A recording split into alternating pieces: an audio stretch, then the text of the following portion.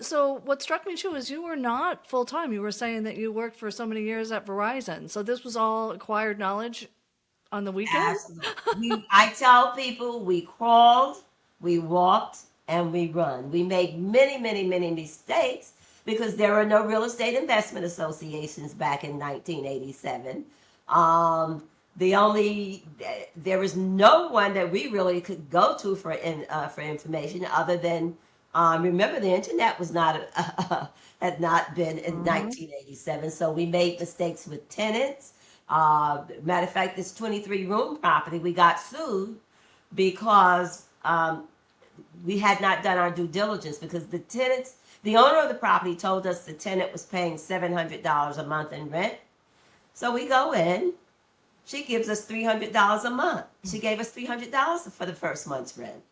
And we're saying, no, you pay 700. She said, no, I pay 300 and here are all my receipts. So, in order for her to get out of the apartment, we told her that my mother in law was going to be moving into the unit and we asked her to move out. And my mother in law didn't move in to the unit and she found out, so she wound up suing us. She got $5,000, but that was a lesson well learned.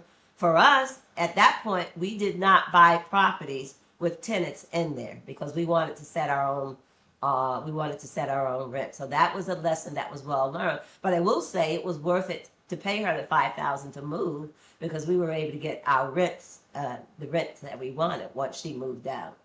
So But what those was are the it? little things that some of the things, and then 9% interest rate. I mean, that was a very high interest rate at that time. So I say to my students and I say to folks now, don't worry about the interest rate as long as you can afford the property right now because everything is cyclical. They're going to go down at some time or point, and that allows you to refinance. And remember, if you buy in the right area, that property is going to appreciate. And so you got to be careful where you buy in because properties can depreciate as well. But my goal with all of my students is we buy in properties, and I say where you're already making your money.